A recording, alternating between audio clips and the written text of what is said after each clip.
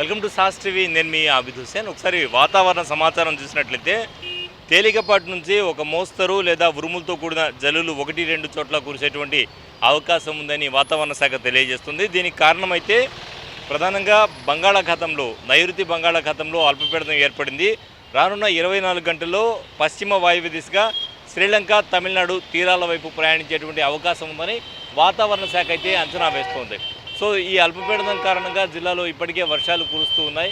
గత రాత్రి నుంచి వర్షాలు ప్రారంభమయ్యాయి. సో ఇవాళ ఉదయం నుంచి కూడా ఆకాశం మేఘావృతమై కొన్ని చోట్ల చిరుజల్లులు, కొన్ని చోట్ల మోస్తరు వర్షాలు కురుస్తున్నాయి. ప్రధానంగా ఈ వర్షం ఏదైతే ఉందో ఇది జనజీవనం అస్తవ్యస్తం చేసిందని చెప్పొచ్చు. గతంలో తీసుకుంటే గతంలో అల్పపీడనం ఏర్పడడం, అల్పపీడనం తర్వాత వాయుగుండంగా తుఫానుగా మారిన నేపథ్యంలో గతంలో కూడా వారం రోజుల పాటు మరి వర్షాల కారణంగా జనజీవనం పూర్తిగా అస్తవ్యస్తం అయిపోయింది. చాలా ఇబ్బందులు పడిన సందర్భాలు ఉన్నాయి. ప్రధానంగా రోడ్డు మార్జిన్ వ్యాపారులు అయితేనేమి, రోజు కూలీకి వెళ్ళేటువంటి వ్యాపారులు అయితేనేమి, వీళ్ళందరూ కూడా ఇబ్బంది పడినటువంటి పరిస్థితి ఉంది.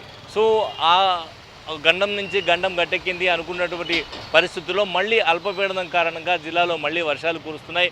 ఇటు సోమశిలలో చూస్తే ఇప్పటికే 71 టీఎంసీల నీరు నిల్వ ఉన్నాయన్నమాట. నీళ్లు ఫుల్గా ఉన్నాయి, నిండుగా ఉన్నాయి. సో ఇది రైతులకు వైపు అనుకూలించే అంశమైనా కూడా మళ్ళీ కుండపోత వర్షాలు కానీ భారీ వర్షాలు కురిస్తే మాత్రం కొన్ని ఇబ్బందులు పడాల్సినటువంటి పరిస్థితి ఉంది. గతంలోనే వరదల విషయం జిల్లా యంత్రాంగం అప్రమత్తం చేసినటువంటి పరిస్థితి. అయితే ప్రస్తుతం అయితే ఇది వాయువ్య దిశగా పయనించి శ్రీలంక, తమిళనాడు తీరాల మధ్య అక్కడికి ప్రయాణించేటువంటి అవకాశం ఉంది అని మనకైతే వాతావరణ శాఖ తెలియజేస్తుంది. అలాగే దీనివల్ల తేలికపాటి నుంచి ఓ మోస్తరు వర్షాలు లేదా పలు చోట్ల వర్షాలు పడేటువంటి అవకాశం ఉందని, వాతావరణం అయితే పొడిగా ఉంటుందని చెప్పి వాతావరణ శాఖ తెలియజేస్తుంది.